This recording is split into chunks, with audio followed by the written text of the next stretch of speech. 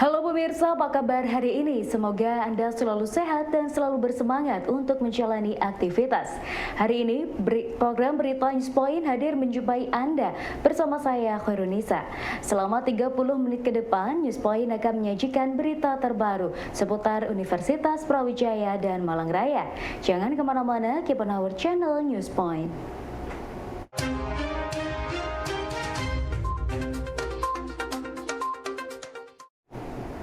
Asosiasi Kesehatan Masyarakat Veteriner Indonesia mengajak masyarakat untuk bersama-sama menyelenggarakan penyembelihan hewan kurban dengan aman dan halal. Ketua Askes Mafeti Dr. Hewan Renova menjelaskan, Askes Mafeti bersinergi dengan berbagai pihak mulai Majelis Ulama Indonesia, perguruan tinggi, Persatuan Dokter Hewan, dan elemen lainnya untuk melakukan edukasi kepada masyarakat. Kurban aman dimaksudkan sebagai proses pelaksanaan penyembelihan hewan kurban dengan memenuhi standar keamanan dan kesehatan hewan agar terhindar dari penyakit PMK dan LSD. Hari Raya Idul Adha atau Hari Raya Kurban tinggal kurang 3 minggu. Pada Hari Raya Kurban, masyarakat Muslim Indonesia akan melakukan penyembelihan hewan kurban di berbagai tempat. Namun di sisi lain, Indonesia belum lepas sepenuhnya dari ancaman penyakit mulut dan kuku sapi yang terjadi sejak tahun lalu. Untuk itu, pelaksanaan penyembelihan hewan kurban diharapkan tetap mematuhi standar dan prosedur kesehatan dan keamanan pangan. Edukasi kepada masyarakat harus terus dilakukan dengan bersinergi dengan berbagai pihak, mulai dari organisasi keagamaan, organisasi dokter hewan, perguruan tinggi, dan elemen lain, agar masyarakat makin memahami tata cara dan pelaksanaan penyembelihan hewan kurban yang aman, sehat, dan halal. Perlu dipastikan penyelenggaraan pemotongan hewan kurban dilaksanakan dengan aman, halal, dan thayyib, bebas PMK dan LSD, melalui pengawasan atau pemeriksaan kesehatan hewan kurban, pemeriksaan ante dan postmortem hewan kurban, dan jaminan keamanan daging kurban yang akan didistribusikan kepada masyarakat. Pengawasan kesehatan hewan kurban dengan cakupan yang sangat luas tentunya dapat dilakukan oleh petugas yang berkompeten, bukan hanya saja dari unsur pemerintah, namun secara bersama-sama atau berkolaborasi dengan berbagai pihak. Persatuan Dokter Hewan Indonesia meminta kepada seluruh dokter hewan yang ada untuk terjun melakukan pemeriksaan terhadap hewan yang akan dijadikan kurban. Menurut Ketua Pengurus Besar PDHI Dr. Munawaroh, hal ini merupakan kewajiban dokter hewan untuk ikut memberikan rasa aman kepada masyarakat yang akan melakukan kurban. Hewan kurban harus dipastikan dalam kondisi sehat dan aman dari penyakit PMK serta LSD sehingga masyarakat dapat melakukan kegiatan kurban dengan tenang. Kesehatan hewan kurban pada Idul Adha tahun ini menjadi perhatian Pengurus Besar Persatuan Dokter Hewan Indonesia.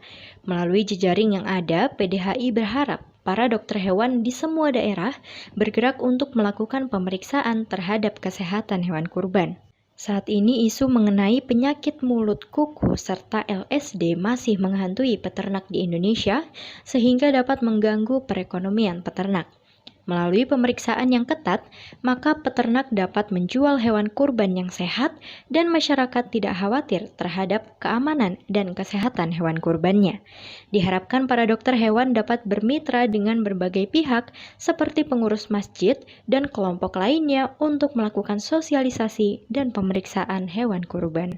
Sudah menjadi kewajiban kita bersama bahwa kita wajib memberikan kepada masyarakat produk-produk ternak yang terbaik. Kita mempunyai tanggung jawab karena kita adalah dokter hewan yang memahami tentang penyakit-penyakit hewan. Pada hari ini kita bersyukur ya, berbeda dengan tahun yang lalu. Meskipun masih ada, tetapi tidak seperti tahun lalu, yaitu adanya penyakit PMK dan penyakit LSD yang menjadikan heboh negara kita. Namun alhamdulillah dengan kerja kerasnya dari Direktorat PKH, Kementerian Pertanian, didukung oleh semua stakeholder yang ada di Indonesia, kita telah mampu menekan kasus PMK. Meskipun demikian, kita tetap harus waspada bahwa PMK kita ini masih belum bebas. Masih banyak ditemukan juga di beberapa wilayah.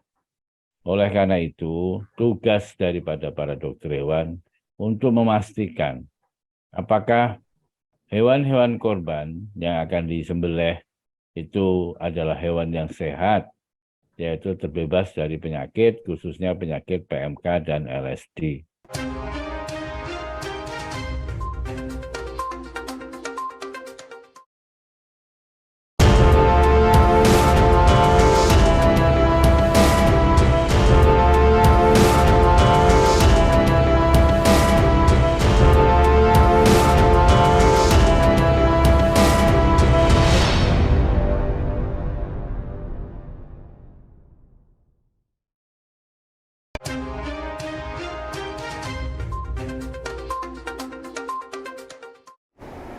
Pemerintah sudah membunyikan alarm waspada untuk menyambut perayaan Idul Adha. Kewaspadaan ini terkait adanya bahaya penyakit mulut, kuku, dan LSD yang menjakiti hewan ternak kurban.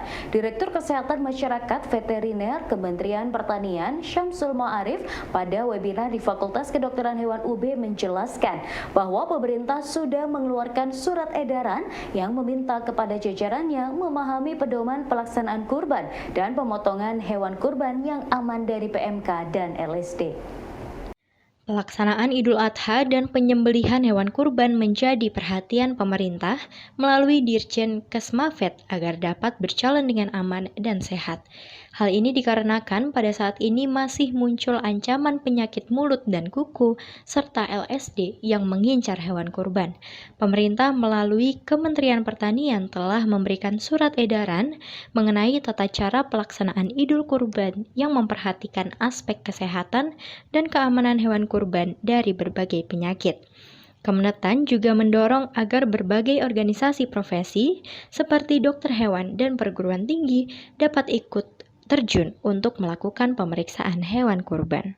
Dua peraturan yang ada itu kita sudah juga memperkuat lagi dengan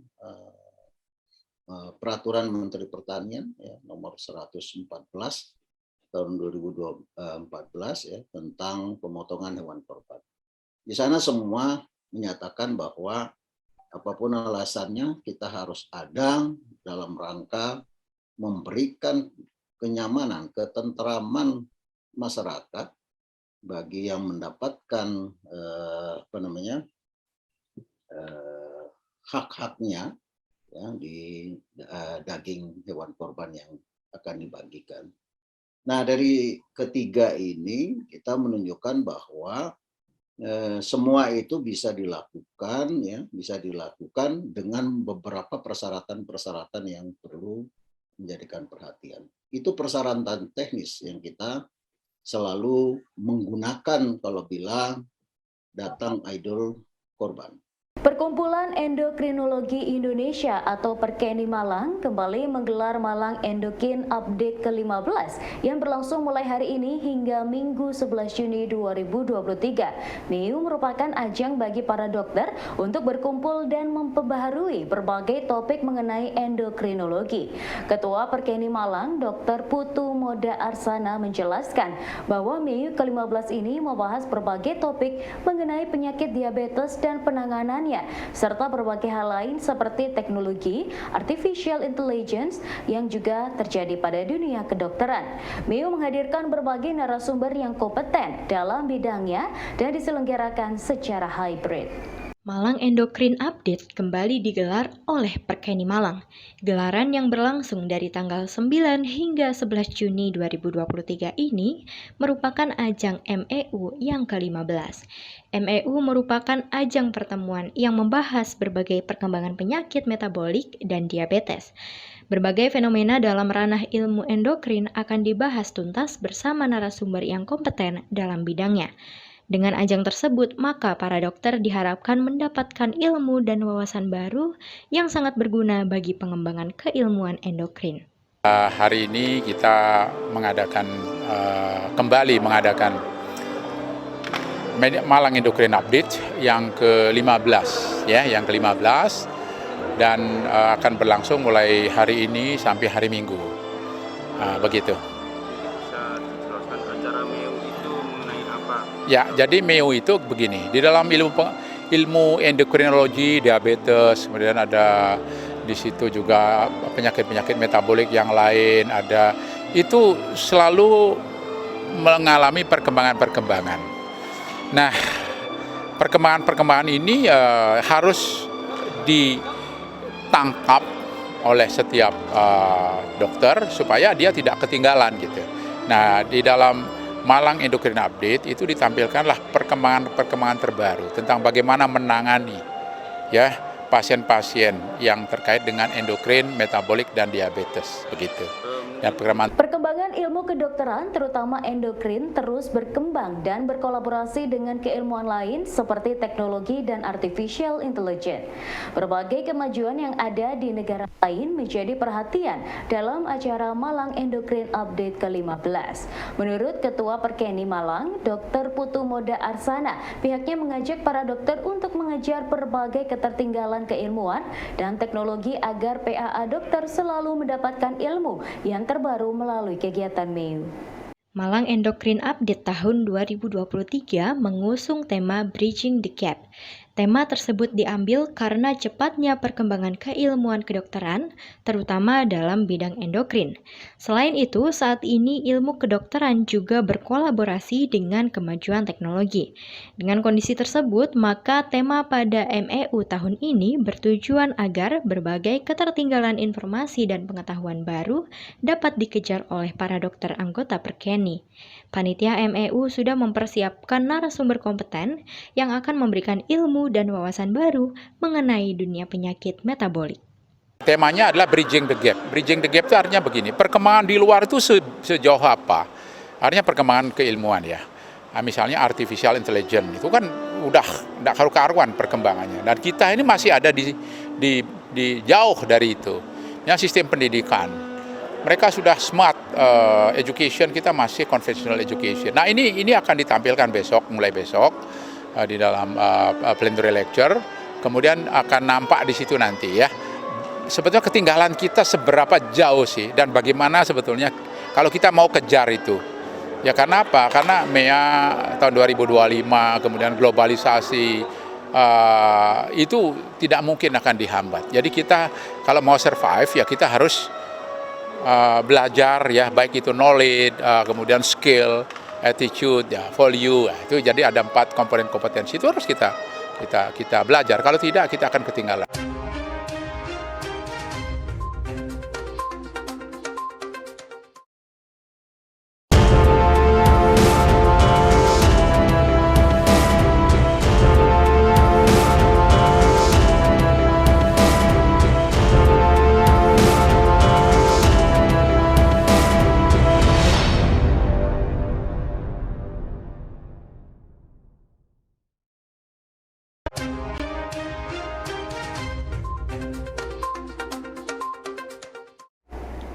Mahasiswa Indonesia yang tergabung dalam Persatuan Pelajar Indonesia Wageningen mengadakan peringatan Hari Kebangkitan Nasional bertempat di Wageningen University.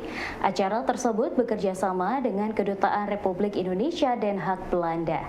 Dalam acara tersebut, para mahasiswa mengadakan dialog kebangsaan dengan menghadirkan Gubernur Lemhanas Andi Widjayanto, Ayesha Pelis dari Gorespena, serta Ali Abdillah, Ketua Panwaslu Belanda.